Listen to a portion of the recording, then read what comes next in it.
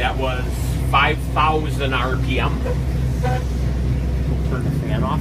Here is that graph that I was telling you about. This is your torque line right here. You can see how nice and flat and even that is. This is the horsepower. This line's coming up. Like I said, at 5,250 they'll cross. We only went to 5,000. So as those lines come together, they will cross at 5,250. These numbers are the numbers that are wrong. That's what I told you, because it's measured torque and power. If I come over here and I click on that, now those are the correct numbers right now. It just made 551 foot-pounds of torque and 515 horsepower. 515. We're shooting for 500 horse. Shooting for 500 horse. We made that already, and we aren't even done revving it up yet. We're only at not even 5,000. Yeah, just at 5. Wow.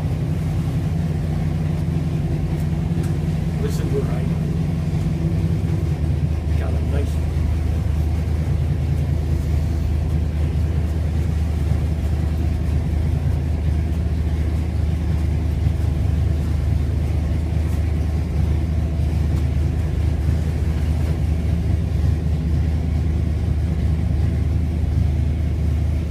There's our 515 horsepower at the end, so it's telling me it wants to get revved up more. 45, 47, 49, 51, and there's our 551 foot-pounds of torque. Wow.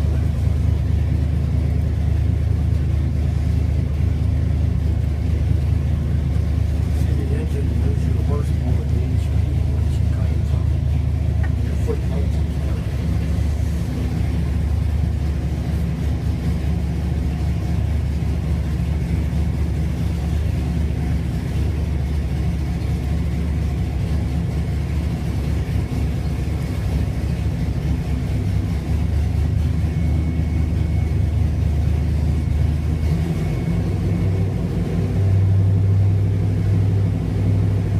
This be a cool job or what?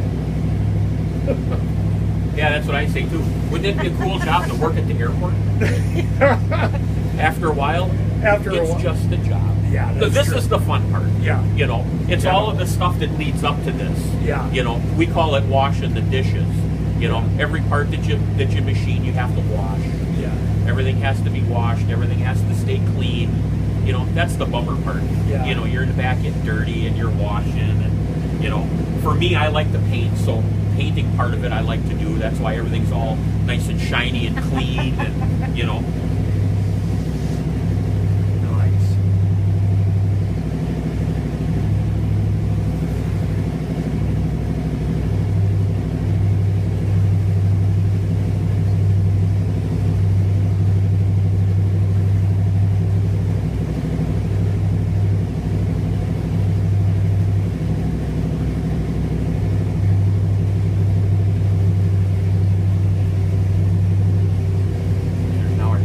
We'll run it to 5,500. Okay.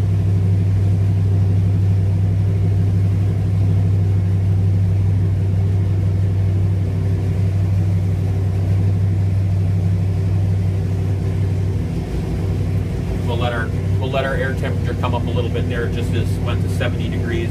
We were at 72, 71 degrees. So we'll let it get a little bit warmer when we make our next pull here.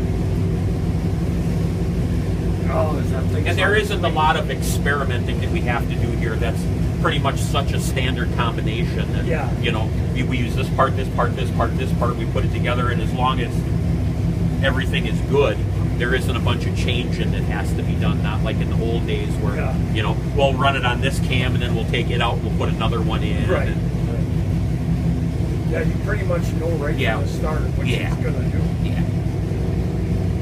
You know, and with all of these torque numbers being so high, I mean, this is making almost 500 foot-pounds of torque right off of idle. In the old days, you used to have a big block share related to that. Right. But nowadays, building a 383, when you put the stroke in it, that's what's making all these big numbers. Right. You know. Yeah, that crank is doing its job. That's oh yeah, sure. Absolutely is. Yeah. Absolutely is. Now we'll go with we'll turn our fan back on and I'll watch our numbers again.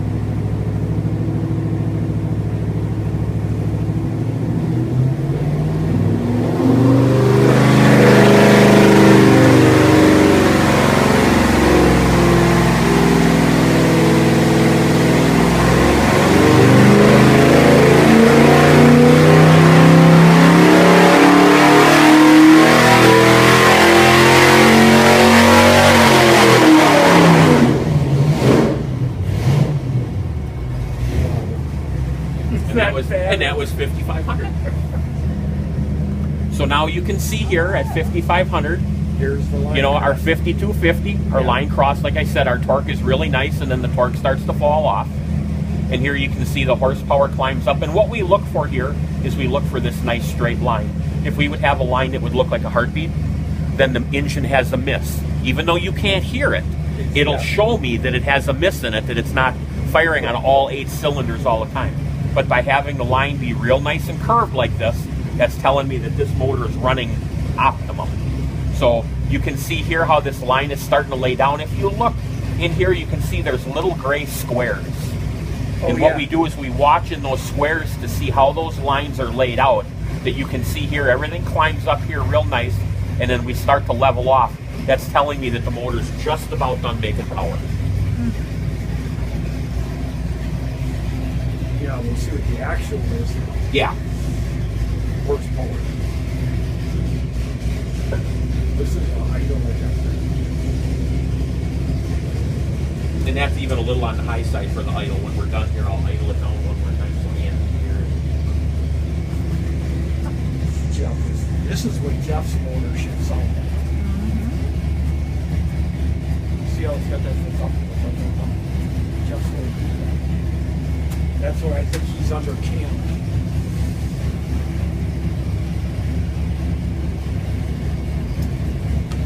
541 horsepower it just made. And here's our 552 foot-pounds of torque. So as the motor gets broke in, it'll make a little bit more torque. Not a lot. You know, here's 551, here's 552. The dyno, they say, is repeatable within 2%. So as long as you're in that 550 range, you know, that's about going to be where it is. But we look at the distance here. You know, we're at 500 foot-pounds of torque from 2,700 to 5,500. So, I mean, it'll drive really nice. It'll be one of them where it'll set you back in the seat and it'll feel real good. So, Nice. and that's what we look for. Turning fuel into fun, you know. You gotta love that when that happens.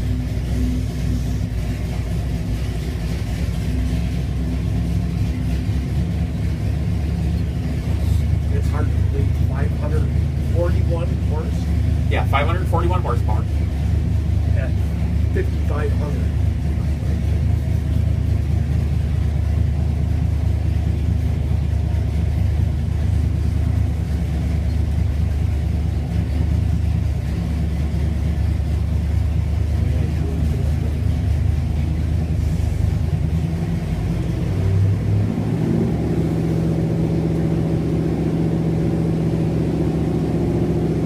Shooting for on RPMs this time? 7? No, we're gonna go to 6. 6? Okay.